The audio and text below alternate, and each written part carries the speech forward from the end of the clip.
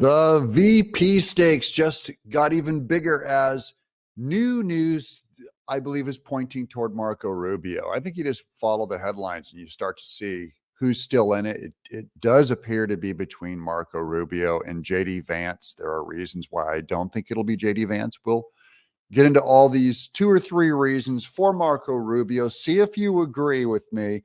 2 articles. Welcome to Doug in Exile. I'm Doug Tenaple. This is where the happy patriots are. First article. This is from NBC News. Trump's VP pick could put a Senate appointment in the hands of a MAGA foe. What does that mean, MAGA foe?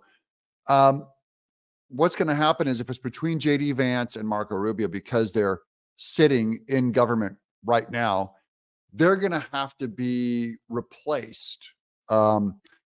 And usually what happens is if they vacate that seat, then the governor picks their replacement. So in Florida's case, it's going to be Ron DeSantis would choose a replacement for Marco Rubio. I don't think that's a problem. I think Ron DeSantis would pick a great MAGA replacement for Marco Rubio.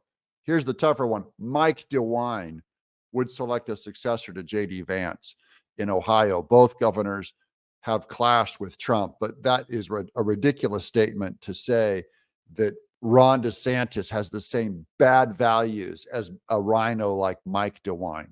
Let me just read a little bit more on this article, a little more detail here. Cleveland, 2, a former President Donald Trump's prospective running mates come from politically fraught complications. The Republican governors who would choose their successors if Trump goes with Senator Marco Rubio of Florida. Governor Ron DeSantis would be in line to select his replacement, perhaps immediately if Rubio resigns and relocates, to avoid the constitutional hangup of having both the presidential candidate and the vice presidential candidate on the ticket residing from the same state. If Senator JD Vance of Ohio becomes vice president, Governor Mike DeWine would pick a new senator. Governor Mike DeWine is not going to pick someone who Trump likes.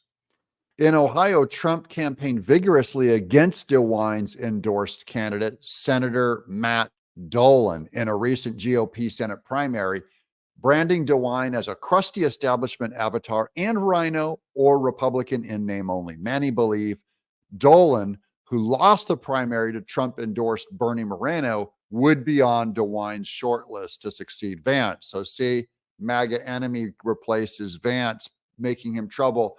Awesome MAGA candidate would probably replace Marco Rubio. That's reason number 1.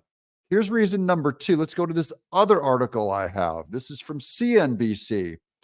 Corporate leaders with wealthy donors want a say in Trump's vice presidential pick. So this is about the money in politics. Billionaires right now want to support Trump. Trump just now promised to oil executives, because they're getting hit because of America's push for electric vehicles. Trump is asking oil executives, drill baby drill executives, for $1 billion in donations. And he said flat out, he's going to push the balance back into oil from electric vehicles. Former President Donald Trump and people close to him are fielding calls from corporate leaders and wealthy donors eager to share who they think Trump will top for running mate, according to people familiar with the matter. Ike Perlmutter, billionaire and former chairman of Marvel Entertainment, told Trump he thinks former president should choose New York Rep. Elise Stefanik, whom we love, according to a person in the conversation. But wait, it's going to all come around to Marco Rubio. Rupert Murdoch has hinted to several friends who move in Trump circles that he would be happy with Republican ticket included Virginia Governor Glenn Youngkin. Not a chance. Very good governor, but not a chance. Billionaire Trump backers in the real estate industry have told the former president's advisors that they like South Carolina Senator Tim Scott. He's still in the running, by the way. And also, there's news that Tim Scott just came up with a ton of money in fundraising for Trump. So he's doing really well on that too. And Trump needs money to win. He's going to need the money. Trump has also reportedly been picked by Oracle chairman and Republican mega donor Larry Ellison, a spokesman for Fox.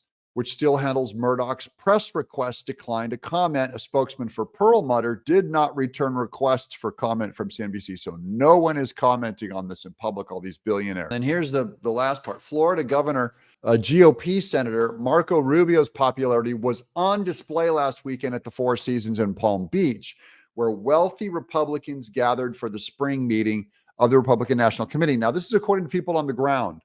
The billionaire governors that were allowed to go and take pictures with the people being interviewed, the VP candidates being interviewed by Trump, they all flocked to Marco Rubio. So this channel's more MAGA, and the people, they want Byron Donalds overwhelmingly. But the billionaire class want Marco Rubio because they're looking at their business 4 years from now. They're looking at 4 years, 8 years, their factories, their manufacturing, and they like Marco Rubio. I think because he has a steady hand, because he's an experienced politician. So that's two reasons why I'm picking him. The third reason I think could be the biggest. A person attending the retreat said Rubio was clearly the most desirable speaker for donors to pose for grip and grin photos with. Other VP contenders at the weekend included Stefanik, Tim Scott, North Dakota Governor Doug Burgum.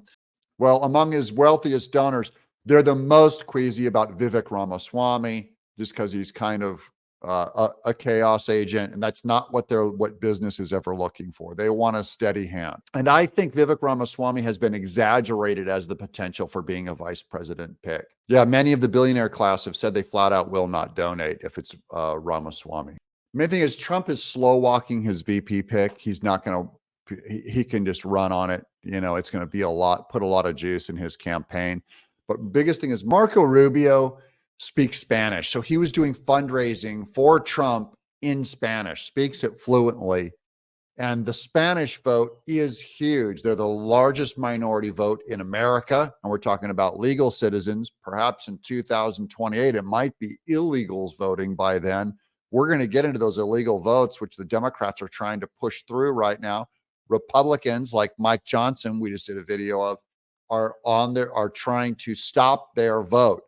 But the real thing is that the Hispanic vote in America has always been huge. And having Marco Rubio campaign on their radio stations, in their communities, and being able to speak Spanish puts him, I think, head and shoulders above JD Vance. So look for him. If Ron DeSantis does resign to become the vice president, Ron DeSantis is picked to replace Rubio. If Rubio leaves early enough, it will trigger an emergency election where you can have Democrats and Republicans running for a seat.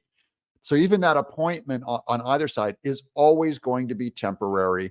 Let me know what you guys think. Will it be Marco Rubio? If it was Marco Rubio, would you be happy? I'd be very happy with Marco Rubio as vice president. I'm Doug in Exile.